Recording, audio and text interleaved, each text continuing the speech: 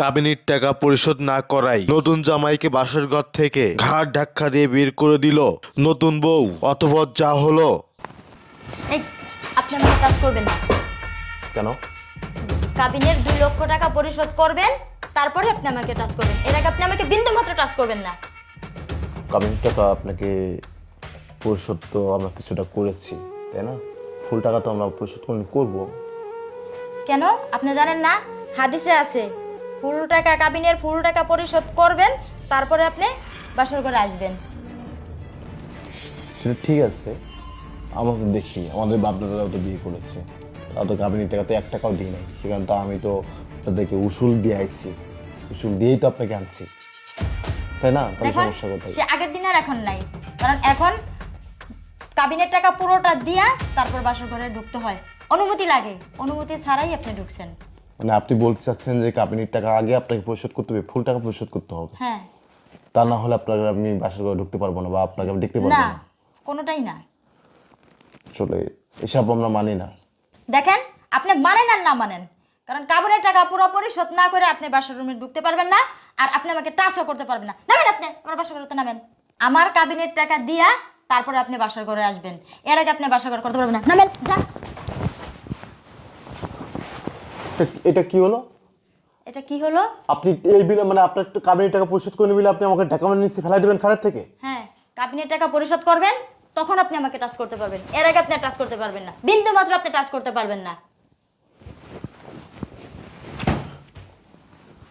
আব্বা, আব্বা, কি মাইয়া এনে দিছাও তুমি আমার আমারে? বাসন করে বউ আমার একেবারে নিচে ফেলাই দেই? হ্যাঁ, কপালে খেয়েছিল? ও এদিকে আসো, ভিতরে আসো। কি রে বাবা, কি হয়েছে? সিলেন্সারি করে বাসুকের মধ্যে বাড়ি ঘোরালো। তুমি আব্বা বোঝো না? হ্যাঁ, তুমি তো আমার কপালটা পুরাই থাও, পুরো বাড়ি শুনুক। চিলাপালা করবো আমি? কোন মায়ের সাথে তুমি আমার বিয়ে দিছাও? কি হয়েছে? কবি তো আমার কাছে ভাঙ্গা। কি হয়েছে তুমি বোঝো না? হ্যাঁ, কেন বাসঘর কেন চিলাপালা করতেছি? এই বউ বাসঘর থেকে নিচে লাথি মেরে আমার ফেলাই দিছে। কেন? কি কি দোষে তোর লাত্তি বেজে আমার ফালা দিচ্ছে? জিজ্ঞেস করো। কি হয়েছে আমার ছেলেকে তুমি রাত্রি দিয়ে ফালা দিলে কেন এখানে? দেখেন বাবা, আপনার ছেলে কাবিনের টাকা পরিশোধ করা না পর্যন্ত আমার বাসর ঘরে ঢুকতে পারবো না। দেখছেন আব্বা, দেখছেন? সামান্য 1 লক্ষ টাকার জন্য কি মায়ের বিয়ে দিয়ে নিয়েছে আমার সাথে, যে 1 লক্ষ টাকার জন্য বাসঘর থেকে নিচে লাথি মেরে ফেলাই দিই। হাই রে আমার কপাল রে আব্বা, তুমি আমার এই টাকাইলে আব্বা। তুমি কইলা মায়ের খুব শিক্ষিত ভদ্র, শিক্ষিত মেয়ের ব্যবহার দেখছো? ব্যবহার দেখছো? নতুন বাসর করে আমারে লাথি মেরে ফেলাই দিয়ে নিছে 1 লাখ টাকার জন্য।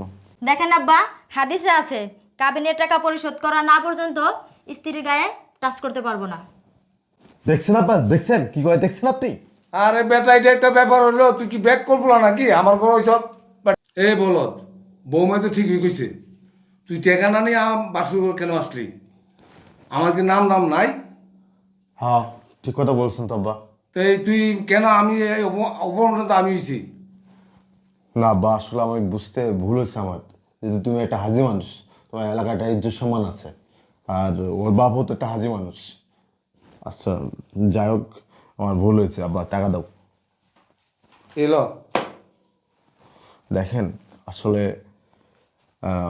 আমার ভুল হয়ে গেছে, আমি আসলে বুঝতে পারি নাই।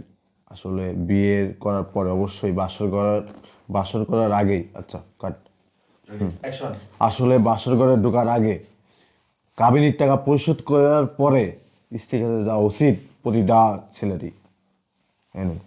আমি আপনার টাকা পরিশোধ করে দিলাম।